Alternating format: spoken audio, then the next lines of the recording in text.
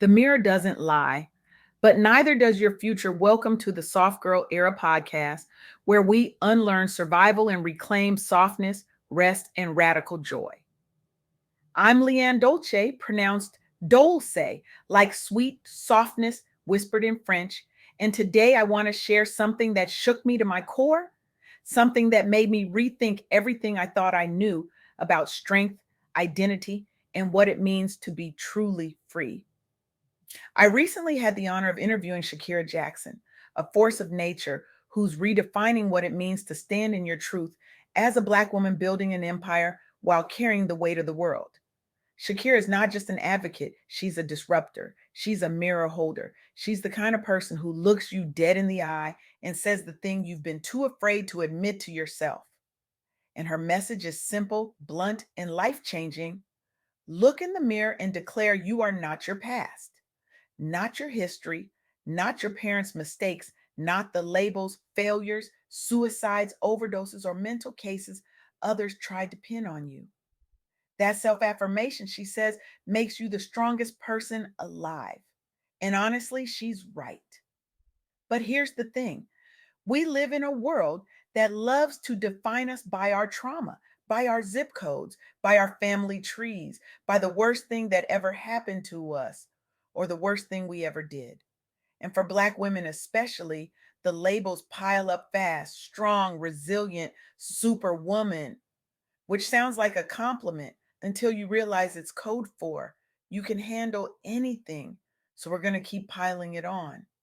And when you finally crack, when you finally say, I can't do this anymore, suddenly you're labeled something else: weak, broken, too much, not enough. Shakira Jackson is here to tell you that's a lie. And she's not the first. There's a lineage of Black trailblazers who looked in the mirror, rejected every label the world tried to slap on them, and said, not today. Let me tell you about three of them, because their stories aren't just history lessons, they're blueprints for how we survive, how we heal, and how we step into our soft girl era without apology. First, Bibi Moore Campbell, author, advocate, absolute legend. Bibi founded a NAMI branch in Inglewood, California, creating a vital space for Black Americans seeking mental health support in a community drowning in stigma. And let's be real, the stigma was thick, still is. The CDC reports that 16% of Black Americans face mental illness every year, but we're out here acting like therapy is for white people and prayer is the only prescription we need. Bibi wasn't having it. She knew that Black folks were dealing with elevated suicide risk, substance use, feelings of hopelessness, all compounded by discrimination and a severe lack of culturally sensitive care. So she did what Shakira Jackson would do. She looked in the mirror and said, I'm not letting history define us. I'm not letting labels kill us. And she built something. Bibi's work was so powerful, so necessary, that they named an entire month after her, Bibi Moore Campbell, National Minority Mental Health Awareness Month. One voice, one woman who refused to let the past, the stigma, the you're supposed to be strong, so shut up and deal narrative win. She transformed Black mental health access and inspired ongoing fights for equity and culturally responsive therapy. She proved that when you reject the labels and step into your truth, you don't just save yourself, you save generations.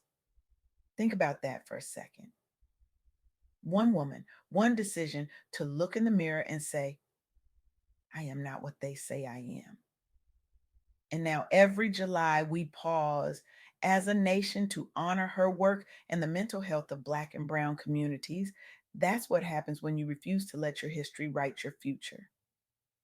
Now let's talk about Inez Beverly Prosser, the first Black woman in the United States to earn a PhD in psychology. Let that sink in. The first.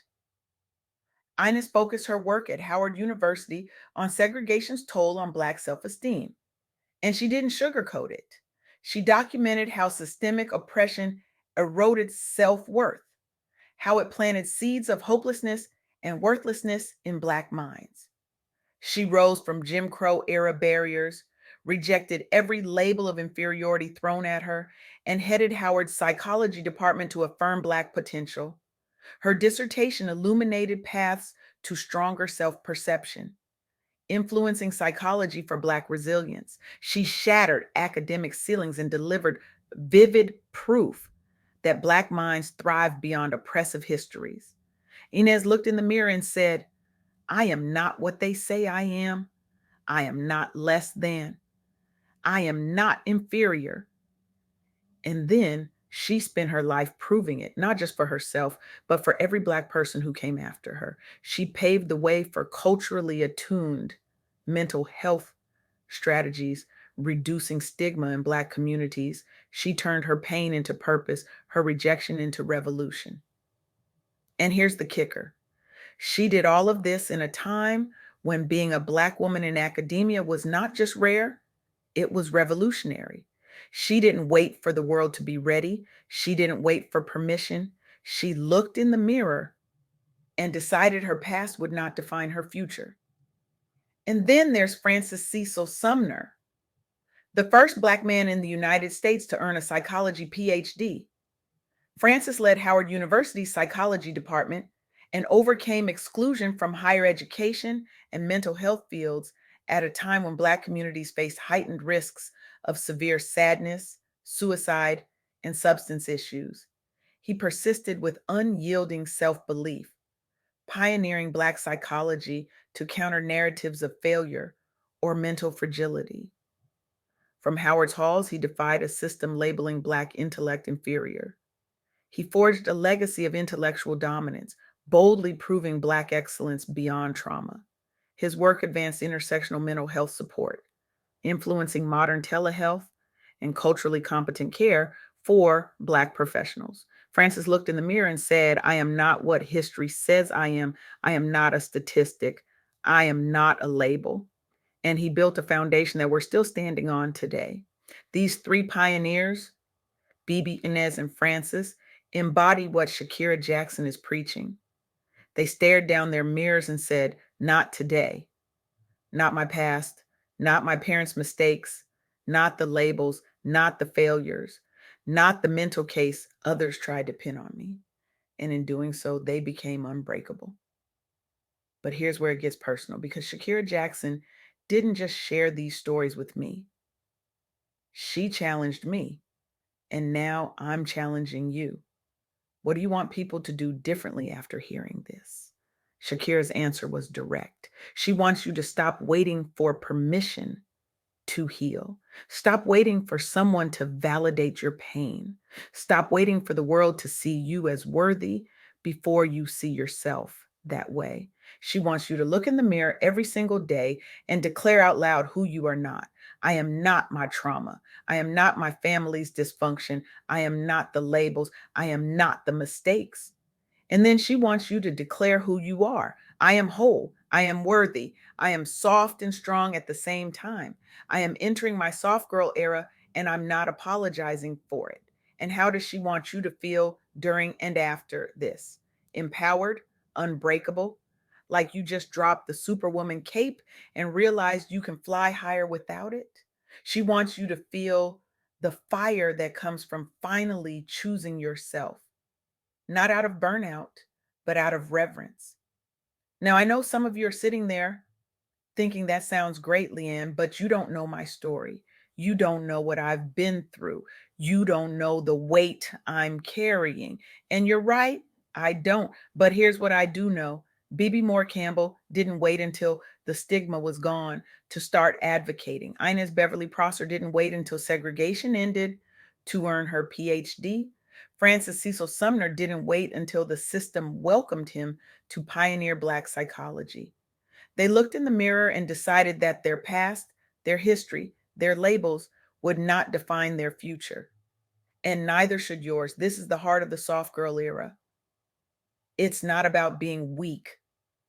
It's not about giving up. It's about releasing the cape, redefining strength, and embracing softness as a radical act of self love. It's about healing in real time, protecting your peace as a practice, and turning your survival into something sacred. It's about learning to say no without guilt, setting boundaries without apology, and resting without explanation. It's about reclaiming your identity, not the version shaped by family expectations, church roles, or boardroom rules, but the real you that's been waiting to bloom. Shakira Jackson is living proof that this is possible. She's a Black woman building an empire, empowering Black professionals, leaders, and entrepreneurs, all while carrying the weight of a world that loves to label us. And she's doing it by looking in the mirror every single day and declaring, I am not my history. I am not my past. I am the strongest person alive because I choose to be. So here's what I need you to understand: the mirror doesn't lie, but neither does your future.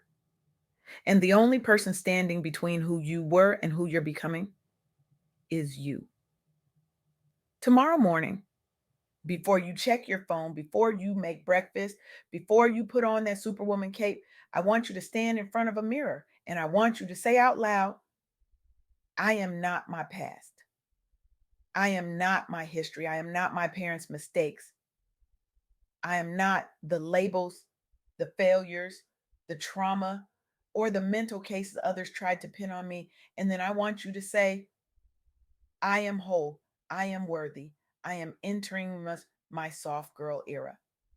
And I'm not apologizing for it, because here's the truth: you are not your history. You are not defined by what happened to you. You are defined by what you choose to do next.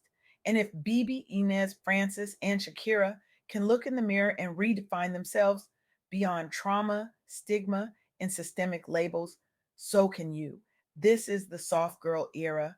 This is the sacred pause Black women have been waiting for. This is your permission to rest, reset, and reclaim the joy, rest, and freedom you deserve, without guilt, without apology, and without explanation. So go ahead, look in the mirror, and tell that reflection the truth. You are not your history. You are your future. And your future is soft, powerful, and unapologetically yours.